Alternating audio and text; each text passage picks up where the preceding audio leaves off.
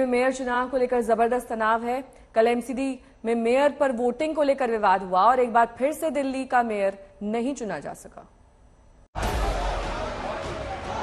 जो भी हाउस के मेंबर नहीं है दिल्ली का मेयर दोबारा ना मिले, ये इनकी साजिश के तहत इस तरह के आरोप प्रत्यारोप पहले ही करना शुरू हुआ। ये भारतीय जनता पार्टी का पहले से प्लान था कि वो हंगामा करेंगे और वो वोट नहीं होने देंगे। और मैं भगवान से प्रार्थना करता हूँ कि भाई आम आदमी पार्टी वालों को कुछ थोड़ा सा विजडम दो, कुछ थोड़ी सी सद्बुद्धि दो।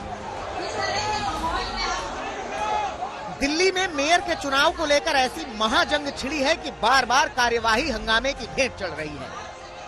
मेयर के चुनाव के बिना ही एमसीडी की बैठकें आगे बढ़ रही हैं।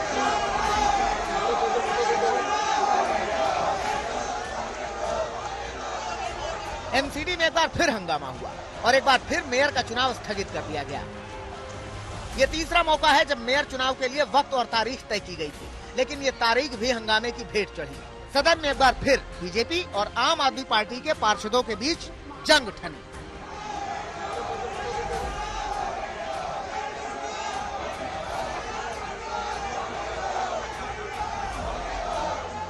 जैसे ही पीठासीन अधिकारी ने ये साफ किया कि एल्डरमैन यानी मनोनीत पार्षद मेयर चुनाव में वोट डाल सकेंगे, सदन में बवाल शुरू हो गया।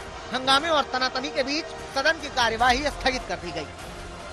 जो नियमों में लिखा है, जो कानून में लिखा है, जो डीएमसी एक्ट में लिखा है, जो हमारा नगर निगम का कहती है जुडिशरी, वो काम होना चाहिए और उसके हम फेवर में, हम कानून से हट करके कुछ भी नहीं करना। एल्डरमैन भी इस सदन का हिस्सा हैं, सम्मानित सदस्य हैं।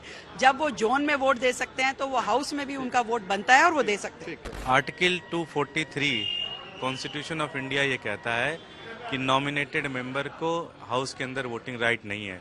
रेखा गुप्ता जी को संविधान पढ़ना चाहिए इस देश का, रेखा गुप्ता जी को डीएमसी एक्ट पढ़ना चाहिए, रेखा गुप्ता को व्हाट्सएप यूनिवर्सिटी वाला फॉरवर्ड नहीं पढ़ना चाहिए। रेखा गुप्ता जी मेयर का चुनाव लड़ रही हैं, उनको बोलो कॉन्स्टिट्यूशन पढ़ें इस देश का। लेकिन अगर अटेम्प्ट होता है एल्डरमैन से वोट डलवाने का तो आप लोग विरोध करेंगे? गलत है, वो नहीं होना चाहिए। सदन की कार्यवाही शुरू होने से पहले आम आदमी पार्टी ने पीठासीन अधिकारी से मांग की थी कि मनोनीत सदस्यों को वोटिंग का अधिकार नहीं दिया जाए, लेकिन ऐसा नहीं हुआ। उन सदस्यों को वोटिंग की इजाजत दे दी गई जिन्हें उपराज्यपाल ने मनोनीत किया है, लिहाजा आम आदमी पार्टी आग बबूला हो गई। पहले उन्होंने इल्लीगल तरीके से नॉमिनेटेड मेंबर्स को उनके नाम दिए दिल्ली की चुनी हुई सरकार से पूछे बिना, जो बिल्कुल गैर कानूनी है। उन्होंने गैर कानूनी, गैर संवैधानिक तरीके से पीठासीन अधिकारी बनाया और अब उस पीठासीन अधिकारी के माध्यम से चुनाव को रोकने की, चुनाव को टालने की कोशिश कर रहे हैं। लेकिन सुबह से जो घटनाक्रम चल रहा है, चाहे वो ट्वीट खेलने का मामला हो, चाहे उसके बाद प्रेस कॉन्फ्रेंस करने का मामला हो आतिशी के द्वारा, ये कहीं ना कहीं दिखा रहा है कि वो दिल्ली के अंदर चुनाव, मेयर का चुनाव नहीं होने देना चाहते। वो इस तरह की एक भूमिका बांध रहे हैं कि मेयर के चुनावों में डिस्टर्बेंस हो, आज फिर दिल्ली का मेयर दोबारा ना मिले, ये इनकी साजिश के तहत इस तरह के आरोप प्रत्यारोप पहले ही करना शुरू हुआ। ये जो आप घटनाक्रम देख रहे हैं ना, ये इनकी पुरानी आदत है कि इस तरह से एक माहौल बना दो ताकि लोगों को लगे कि भारतीय जनता पार्टी नहीं करने देना चाहती। इस बीच बीजेपी आम आदमी पार्टी पर पार्षदों के खरीद फरोख्त के भी आरोप लगा रही है। मेयर का चुनाव ना हो पाने के लिए बीजेपी को जिम्मेदार ठहरा रही है। ये जो है आम आदमी पार्टी के जो पार्षद का इस बार चुनाव लड़े, ऐसे इनके पुराने वरिष्ठ नेता रमेश पंडित जी ने मुझे ऑफर दिया कि आप हमारी पार्टी में आ जाइए, ज्वाइन कीजिए, क्योंकि इस समय बीजेपी जो है वो विपक्ष में रहेगी तो कोई बड़ा पद नहीं मिलेगा आपको, तो आपको हम जो है मेयर के लिए नॉमिनेट करेंगे।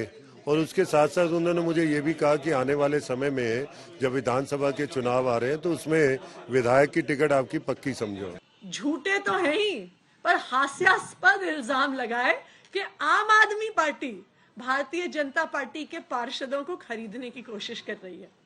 मैं तो उनकी प्रेस कॉन्फ्रेंस देख रही थी तो मुझे काफी हंसी आ रही थी, क्योंकि Bharatiya Janata party operation lotus के लिए जानी मानी पार्टी, जो विधायकों को, सांसदों को, पार्षदों को रोज रोज नॉर्मल तरीके से खरीदती, बेचती है और सरकार बनाती है, आज आम आदमी पार्टी पे आरोप लगा रही है कि हम उनके पार्षद तोड़ रहे हैं।